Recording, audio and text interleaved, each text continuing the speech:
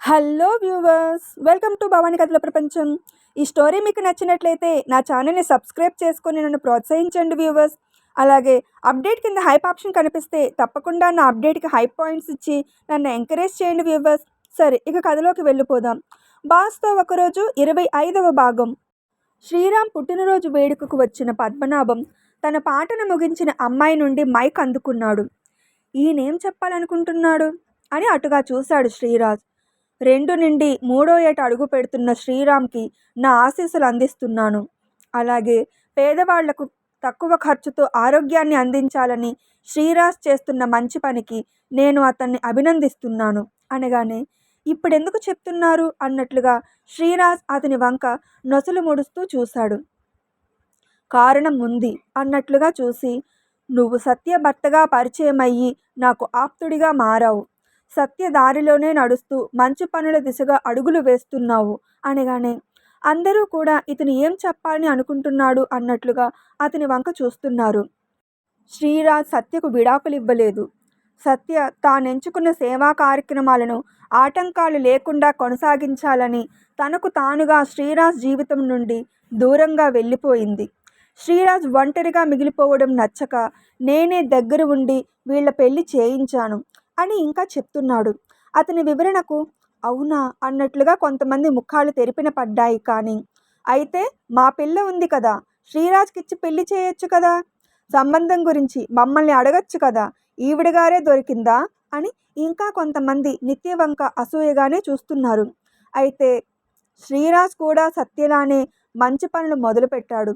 ఎక్కువ డబ్బుతో ఆరోగ్యాన్ని కొనుక్కోలేని వాళ్లకు తక్కువ ఖర్చుతో ఆరోగ్యాన్ని అందించాలనే మంచి ఉద్దేశంతో సత్య పేరున హాస్పిటల్ కట్టిస్తున్నాడు.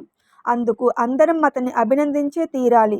శ్రీరాజ్ కట్టిస్తున్న హాస్పిటల్ నిర్మాణ పనులు పూర్తి అయ్యి ఎంతోమంది జీవితాల్లో వెలుగు నిండాలని మనస్ఫూర్తిగా కోరుకుంటున్నాను అని తన స్పీచ్ని ముగించాడు. అతని ఉద్దేశం అర్థమై శ్రీరాజ్ అతనికి ఎదురెళ్ళి, థ్యాంక్ యూ అంకుల్.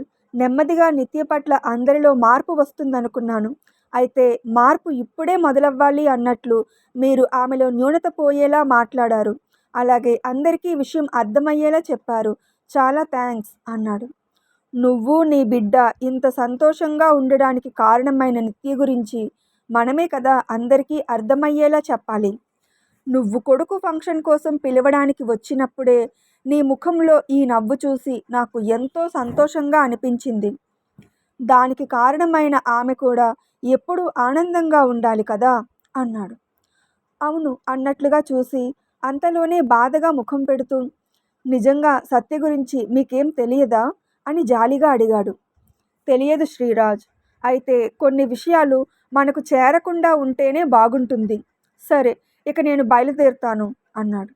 భోజనం చేసి వెళ్ళండి అని దగ్గర ఉండి అన్ని వెరైటీలు వేయించి తిన్నాక అతని సాదరంగా సాగనంపాడు శ్రీరాజ్. ఫంక్షన్ అయ్యి అన్నీ సెటిల్ చేసుకుని ఇంటికి రాగానే సుందరమ్మ ఆ ముగ్గురిని గడప దగ్గరే ఆపించి ఆమె దిష్టిపళ్ళెం సిద్ధం చేసి తీసుకొచ్చి, ఆశీర్వదించడానికి వచ్చిన వాళ్ళు మీ ముగ్గురి వంక రకరకాలుగా చూశారు అని చెప్పి ముగ్గురికి దిష్టి తీసి, ఇప్పుడు లోపలికి రండి అంది. డబ్బుంది కదా అని ఆర్భాటం చేయలేదు సుందరమ్మ. వీడి విషయంగా వేడుక చేయడం మొదటిసారి కాబట్టి అట్టహాసం చేస్తూ అందరినీ పిలిచాను. ఇక ఏ వేడుక అయినా మన మధ్యే ఉంటుంది అన్నాడు శ్రీరాజ్. మంచి మాట అన్నావు బాబు, అలాగే చేయు అంది సుందరమ్మ. అప్పటికే నిద్రపోయిన బాబుని మంచం మీద వేసి వాడి సూట్ తీసేసి తేలిక బట్టలు వేసి నిత్య కూడా ఫ్రెష్ అయి తన గదిలో సోఫాలో కూర్చుంది. ఫ్రెష్ అయిన శ్రీరాజ్ ఆమె పక్కన కూర్చుంటూ, ఏం ఆలోచిస్తున్నావు అని అడిగాడు. ఏం లేదు అంది. పద్మనాభం అంకుల్ నీ గురించే అందరికీ క్లారిటీ ఇచ్చారు. అయినా కూడా నీ మనసు కుదుట పడలేదా అని అడిగాడు. అదేం లేదు, ఇప్పుడిప్పుడే నా మనసు తేలిక పడుతుంది. నువ్వన్న మార్పుని ఆయన మొదలయ్యేలా చేశారు. ఇక నేను కూడా ఏ విషయానికి బాధపడను, భయపడను అంది. గుడ్ అని ఆమెని చేతుల్లోకి ఎత్తుకున్నాడు. చాలా అలసటగా ఉందామెకు. కానీ అతను ఎత్తుకోగానే మౌనంగానే ఉంది. ఆమె మోము చూసి దరహాసం చిందిస్తూ తమ గదిలోకి తీసుకొచ్చి బాబు పక్కన చారబరిచాడు. శ్రీ ఇక్కడ అని ఏదో అంటుంది. చాలా అలసటగా ఉన్నావు, ప్రశాంతంగా పడుకో అన్నాడు. ఆమె అతని వంకే కన్నార్పకుండా చూస్తుంటే, భార్యాభర్తలు అంటే కలయిక మాత్రమే కాదు, అన్ని పరిస్థితులను అర్థం చేసుకోవడం కూడా. మరైతే ఇదివరకు నీ పరిస్థితి నాకు అర్థం కాలేదా అని అడుగుతావేమో. అప్పుడు నాకే సొంతమైన నువ్వు నా నుండి జారిపోతావేమో అనే భయానికి అన్ని రకాలుగా కట్టడి చేశాను. నాకు నీతో కలయిక కన్నా నీ దగ్గరతనం ఇష్టం. నీకు ఇష్టం లేకపోయినా బాబు ఫంక్షన్ కోసం ఒప్పుకున్నావు. నీ గురించి బంధువులు తప్పుగా మాట్లాడినా నాకు కంప్లైంట్ చేయలేదు అని అంటుంటే, నీకెలా తెలుసు అన్నట్లుగా నొసలు ముడిచింది. నువ్వు బాబు నా ప్రాణం నిత్య. నేను దూరంగా ఎక్కడో ఉన్నా కూడా మీ గురించే ఆలోచిస్తాను. అదే దగ్గరే ఉంటే మిమ్మల్ని చూస్తూ ఉండనా అని ఎదురు ప్రశ్నించి, ఫంక్షన్లో ఎవరెవరు నిన్ను ఎలా చూశారో ఏమన్నారో అన్నీ నాకు తెలుసు. అలాంటి వాళ్ళ మాటలు పట్టించుకోకు. వాడిని కన్నది నువ్వే అన్నట్లుగా బాబుని చూసుకుంటున్నావు. వాడు కూడా నీకు బాగా చేరికైపోయాడు. నువ్వు నాకు కూడా ఏ లోటు రానివ్వడం లేదు. మేం పంచుతున్న ప్రేమ ముందు వాళ్ళ మాటలు నీకు అనవసరం అనుకో. మా ఇద్దరిని ఇంత బాగా చూసుకుంటున్న నువ్వు కూడా ఏ భయం లేకుండా స్వేచ్ఛగా తిరగాలనుకున్నాను. అంకుల్ దానికి పునాది వేశారు. అందుకే ఇకపై కూడా ఎవరు ఏమన్నా పట్టించుకోకుండా ధైర్యంగా ఉండు అని ఆమె నుదుటిని చుంబించి బాబు పక్కన చేరబడ్డాడు. ఆమె పక్కకు ఒత్తిగిలి వాడి బాబుని మురిపెంగా చూస్తూ కళ్ళు మూసుకొని పడుకుంది. శ్రీరాజ్ ఇంటికి వచ్చేసరికి నిత్య జీన్స్ టీషర్ట్ వేసుకుని రెడీ అయి బాబుని కూడా రెడీ చేసింది. ఏంటి, లాస్ట్ మంత్ తీసుకెళ్తాను అని చెప్పాను కానీ తీసుకెళ్ళలేదని డిజ్నీ వరల్డ్కి వెళ్ళడానికి రెడీ అయిపోయారా అని అడిగాడు. కాదు, పక్కనే ఉన్న పార్కుకి తీసుకెళ్ళు. నువ్వే పని ఒత్తిడిలో బిజీగా ఉంటున్నావు. ఇంకా మేమెందుకు నీ మీద ఒత్తిడి తీసుకురావాలి చెప్పు. రోజు మేము ముగ్గురం లేదా ఇద్దరం దగ్గరలోని 2-3 పార్కులకు వెళ్ళి వీడు ఆడుకున్నాక వచ్చేస్తుంటాం. ఈరోజు నువ్వు కూడా త్వరగా వచ్చావు కదా, అందుకే నువ్వు మమ్మల్ని తీసుకెళ్ళు అంటున్నాను అంది. సరే, కారు దగ్గర ఉండండి, నేను ఫ్రెష్ అయి వస్తాను. కారు వద్దు, దగ్గరే కదా, నడుచుకొని వెళ్దాం. ఓకే అనేసి అతను రెడీ అయి రాగానే బాబుని ఎత్తుకొని నిత్య నడుస్తుంటే ఆమె పక్కన శ్రీరాజ్ నడుస్తూ హాస్పిటల్ నిర్మాణ పనులు ఎలా అవుతున్నాయో చెప్తున్నాడు. పార్క్ రాగానే అక్కడ ఉన్న సందడిని చూసి బాబు కేరింతలు కొడుతున్నాడు. ఎంతోమంది పిల్లలు ఉయ్యాలలు ఊగుతూ జారుడు బల్ల మీద నుండి జారుతూ అరుస్తుంటే, నేను కూడా ఆడేసుకుంటాను దించు అని గోల చేస్తున్నాడు బాబు. వాడిని దించగానే లేడర్ వైపు వెళ్తుంటే నిత్య వాడి వెనుకే ఉండి పడిపోకుండా చూసుకుంటుంది. మెట్లెక్కి జారుతున్న వాడి ఆనందాన్ని కెమెరాలో బంధిస్తున్నాడు శ్రీరాజ్. నిత్య ఉయ్యాల ఊగుతుంటే బాబు చూసి నేను నేను అంటూ అటుగా వచ్చాడు. దాంతో ఒక చేత్తో ఊయలతాడు పట్టుకొని మరో చేత్తో బాబుని తన ఒడిలో కూర్చోబెట్టుకొని వాడిని చుట్టుకొని ఊయల ఊగుతుంది నిత్య. అది కూడా వాడికి నచ్చి ఇంకా కేరింతలు కొడుతున్నాడు. బౌన్సింగ్ ఫ్లోర్ దగ్గరకు రాగానే బాబు లోపలికి వెళ్ళి ఎగిరెగిరి పడుతూ ఆడుతున్నాడు. ప్రతిదీ శ్రీరాజ్ వీడియో తీస్తున్నాడు. ప్రతి క్షణం ఆనందంగా కేరింతలు కొడుతున్న కొడుకుని చూసి మురిసిపోతున్నాడు. ఇదివరకు 4 గోడల మధ్యలో ఉండేవాడు. ఇలా ఎప్పుడో కానీ నేను బయటకు తీసుకువచ్చేవాడిని కాదు. కానీ నిత్య బాబుని ప్రతి సాయంత్రం బయటకు తీసుకొచ్చి ఆడిస్తుంది. అందుకే ఇక్కడ ప్రతి వస్తువు వాడికి తెలుసు అన్నట్లుగా వెళ్ళిపోయి ఎక్కి దుమికి ఆడేసుకుంటున్నాడు. బాల్యం అనే వరం వాడికి తిరిగి వచ్చినందుకు నాకు ఆనందంగా ఉంది అనుకుంటూ ఆ ఇద్దరి ఆటలు చూస్తున్నాడు. నిత్య ఉదయం నిద్రలేచి ఆ గది అలంకరణ చూసి ఆశ్చర్యపోయింది. గది సీలింగ్ అంతా బెలూన్స్తో నిండిపోయింది. ఆ అలంకరణకు మురిసిపోతూ రీసెంట్గా శ్రీరాజ్ కొనిచ్చిన బ్లూ కలర్ శారీ తీసుకుని వాష్రూమ్లోకి వెళ్ళి స్నానం చేసి చీర కట్టుకొని గదిలోకి వచ్చేసరికి శ్రీరాజ్ బొకేతో ఎదురుగా నిలిచి, హ్యాపీ యానివర్సరీ నిత్య అన్నాడు. సేమ్ టు యూ శ్రీ అని ఆమె కబోర్డ్ తెరిచి వాచ్ని అతనికి గిఫ్ట్గా ఇచ్చింది. Wow, it's nice. మరైతే నేను కూడా నీకు గిఫ్ట్ ఇవ్వాలి కదా అన్నాడు. ఏం అవసరం లేదు, గదిని అలంకరించావు, రోజ్ బొకే ఇచ్చావు, ఇవి చాలు అంది. అలా అంటే ఎలా శ్రీమతి గారు అంటూ ఆమె చేతిలో జ్యువెలరీ బాక్స్ పెట్టాడు. తెరిచి మెరుస్తున్న వజ్రాల నెక్లెస్ సెట్ చూసి వావ్ అనుకొని చాలా చాలా బాగుంది అంది. మరి అంత బాగుంటే ఆ ఆనందాన్ని చేతల్లో చూపొచ్చు కదా అని కన్ను కొడుతూ అన్నాడు. ఆ మాటకు సిగ్గుపడిపోయింది. ఫస్ట్ యానివర్సరీ కూడా వచ్చింది. అయినా ఇంకా సిగ్గుపడుతున్నావా? నా దాడిని బాగా అలవాటు చేయలేదనుకుంటా. ఏం పర్వాలేదు, ఇప్పుడు చేస్తాను అంటూ ఆమెను చుట్టుకోబోయాడు. చాల్లే ఆపు నీ అల్లరి. నేను రెడీ అయ్యాక ఇద్దరం ఆంటీ కాళ్ళకు నమస్కరిద్దాం అంది. సరే, ఇప్పుడు బ్రేకులు వేస్తావు, మరి రాత్రికి ఏం చేస్తావు అని కవ్వింపులా అడిగాడు. అబ్బా ఆపు శ్రీ నీ అల్లరి అంది గోముగా. అల్లరి నేనింకా మొదలు పెట్టలేదు శ్రీమతి గారు అంటూ ఆమె పెదవిని అందుకుని వదిలి బయట ఉంటాను రా అనేసి హాల్లోకి వెళ్ళిపోయాడు. అతని అల్లరికి నవ్వుకొని అతను ఇచ్చిన జ్యువెలరీ పెట్టుకుని జడవేసుకొని రెడీ అయి హాల్లోకి రాగానే శ్రీరామ్ రెడ్ రోజ్ పట్టుకొని పరుగున వచ్చి ఆమెకు ఇస్తూ హ్యాపీ యానివర్సరీ అమ్మా అన్నాడు.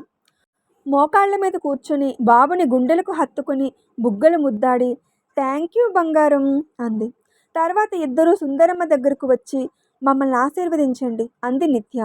అయ్యో, మీ దగ్గర పని మనిషిని నేను ఆశీర్వదించడం ఏంటమ్మా, ముగ్గురు గుడికి వెళ్ళండి అంది సుందరమ్మ. ఇతనికి తల్లిదండ్రులు లేరు. అమ్మ ఇంకా ఎప్పటికి నా దగ్గరకు వస్తుందో తెలియదు. కానీ మా ఇద్దరికీ తల్లి ప్రేమను అందిస్తున్న మీకు ఈ గౌరవం ఇవ్వడంలో తప్పు లేదు అని శ్రీరాజ్ వంక చూసి ఇద్దరూ ఆమె కాళ్లకు దండం పెడుతుంటే శ్రీరామ్ కూడా ఆమెకు నమస్కరించాడు. ఆమె ఉబ్బి తబ్బిబ్బైపోయి పిల్లా పాపలతో ఎల్లప్పుడూ సంతోషంగా ఉండండి అని దీవించింది. టిఫిన్ తినేశాక బయటకు వెళ్దాం రమ్మని ఎంత అడిగినా మీ ముగ్గురు వెళ్ళండి అని సుందరమ్మ రాలేదు. దాంతో ఈ ముగ్గురు రోజంతా బయట షికారు చేశారు. ఇంటికి చేరడానికి ముందే నిద్రపోయాడు శ్రీరామ్. బాబుని వాడి ప్లేస్లో పడుకోబెట్టి నువ్వు ఫ్రెష్ అయ్యిరా, నేను నీ గదిలో ఉంటాను అని అటుగా వెళ్ళిపోయాడు శ్రీరాజ్. అతని మాటలకు నవ్వుకొని శ్రీరామ్ని మంచం మీద సరిగా పడుకోబెట్టి నిత్య స్నానం చేసి తెల్లచీర కట్టుకొని తలలో పూలు పెట్టుకుని తన గదికి వెళ్ళింది. ఆమె ఇంకా రావడం లేదని ఎదురు చూస్తున్న శ్రీరాజ్ ఆమెను అలా చూస్తూ ఉండిపోయాడు. ఏంటలా చూస్తున్నావు అని అడిగింది అతని చూపులకు సిగ్గుపడుతూ. ఫస్ట్ నైట్ రోజు సుందరమ్మ నిన్ను ఇలాగే రెడీ చేసింది, కానీ అప్పుడు నా మనసు వేరేగా ఉంది, అందుకే ఆ రోజుని ఆస్వాదించలేదు. ఇక ఇప్పుడు ఆస్వాదించాలని నా తనువు మనసు ఉరకలు వేస్తుంది అంటూ ఆమెను హత్తుకొని పూల సువాసనను ఆస్వాదిస్తూ ఆహా, వాసనకే కోరిక రెట్టింపు అవుతుంది అంటూ ఆమె వీపుని తన చేతులతో రాపిడి చేస్తున్నాడు. అతని బంధనానికి చర్యకు ఆమె గాఢంగా ఊపిరి పీల్చి వదిలింది. ఆమెను చేతుల్లోకి ఎత్తుకుని మంచం మీదకు చేర్చి ఆశగా పెదవులను అందుకున్నాడు. ఆమె కూడా మనసైన మగడికి సహకరిస్తూ అతని పెదవులను ఇష్టంగా ముద్దాడుతుంది. పెదవులకు స్వేచ్ఛనిచ్చి ఆమె మోముని మెడవంపుని ముద్దాడుతూ మునివేళ్లతో ఆమె శరీరాన్ని తాకుతూ ఆమెను సమరానికి సిద్ధం చేస్తున్నాడు. అతని చేతిలో అమరిన నడుం వంపుని సవరిస్తూ నాభి లోతుని కొలుస్తూ ఊపిరి సెగని పెదవుల తాకిడిని పెంచుతూ బయటను దూరం చేయగానే అలవాటుగా చేతులను గుండెలకు అడ్డుగా పెట్టుకుంది. ఏంటి నిత్య, నీకు నువ్వుగా చొరవ చూపవు, నేను చూపితే కూడా అడ్డులు పెడతావు అన్నాడు. ఏం చేయను, అమ్మాయికి సహజంగా ఉండి సిగ్గు మరి అంది. నీ సహజ సిగ్గు షికారుకెల్లా అంటూ ఆమె చేతులతో పాటు మిగిలిన అడ్డులను కూడా తప్పించి చిలిపి చర్యలు పెంచుతున్నాడు. ఆమె సిరులను ఇష్టంగా తడుముతూ మీసాల గాయాలు తెలిసేలా పెదవులతో తాకుతూ అతనికి మాత్రమే సొంతమైన ఆస్తితో ఆడుకుంటూ అల్లరి పెంచుతున్నాడు. అతని వంక ఇష్టంగా చూస్తున్న ఆమెను చూసి ఏంటలా చూస్తున్నావు అని అడిగాడు. ఎక్కడ నేను ఎక్కడ నువ్వు, అసలు ఎలా కలిసాం రామణం అంది. ఆ మాటకు పెదవులు బిగించినట్లుగా నవ్వుతూ ఒక్కసారిగా ఆమెలోకి చేరిపోయి ఇలా కలిసాము అన్నాడు. అతని నవ్వుకి చర్యకు మాటకు ఆమె బుగ్గలు సిగ్గుతో ఎర్రబడిపోతుండగా అతని దాడికి అంది. ఎందుకే ఇంకా అంత సిగ్గు, పెళ్ళికి ముందే ఎన్నోసార్లు నీలో చేరిపోయాను కదా, నన్ను అంగీకరించే వరకు ఎంత ఇబ్బంది పెట్టావు నువ్వు అన్నాడు. నేను ఇబ్బంది పెడితే బాస్ గారు ఆగిపోయారు మరి అంది సెటైర్లా.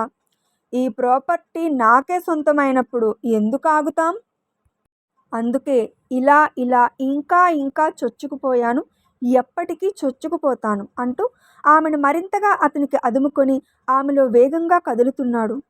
బాస్ అని ప్రేమగా పిలిచింది. అన్నాడు. బాస్ అంది మళ్ళీ. ఇలా కాదని ఆమె నడుము మీద గిల్లాడు. ఏంటి అలా గిల్లుతావు అంది. బాస్ బాస్ అంటూ ఇంకేం చెప్పకపోతే ఏం చేయాలి? అయినా బాస్ ఏంటి? నువ్వేం నా కింద పని చేయడం లేదు అన్నాడు. నీ కింద పని చేయడం లేదా అని సాగదీస్తూ కవ్వింపులా అడిగింది. దాంతో అతను ఆశ్చర్యంగా ముఖం పెడుతూ, కనిపించవు కానీ నువ్వు కూడా అల్లరిదానివే అంటూ ఇంకా ఇంకా ఆమెలోకి చేరిపోతున్నాడు. అతని వేగానికి కదులుతున్న సిరులను 2 చేతుల్లో బంధిస్తూ ఆమె పెదవులను ముద్దాడుతూ ఇష్టంగా ఆమెలో కలిసిపోతున్నాడు. సుందరమ్మ రాత్రి ఇద్దరికీ భోజనం వడ్డించి, బాబు నేను 2 నెలలు మా ఊరు వెళ్ళాలని అనుకుంటున్నాను. మా ఆయన 5 ఏళ్ల తర్వాత దుబాయ్ నుండి వచ్చాడు. ఆయన మళ్ళీ దుబాయ్ వెళ్ళిపోతే నేను ఇక్కడికి వస్తాను అంది. మళ్ళీ ఎక్కడికో వెళ్ళడం ఎందుకు? హాస్పిటల్ పనులు చూసుకుంటూ ఇక్కడే ఉంటాడు. ఈ మాట ఒకసారి మీ ఆయనతో మాట్లాడి చెప్పు సుందరమ్మ అన్నాడు శ్రీరాజ్. మీ ఆలోచన బాగుంది బాబు, చెప్పి చూస్తాను. అయితే వింటాడని నేను అనుకోను. వినేటట్టయితే పని కోసం అంత దూరం వెళ్ళేవాడు కాదు కదా అంది. సరే, ఇంతకీ ప్రయాణం ఎప్పుడు అని అడిగాడు.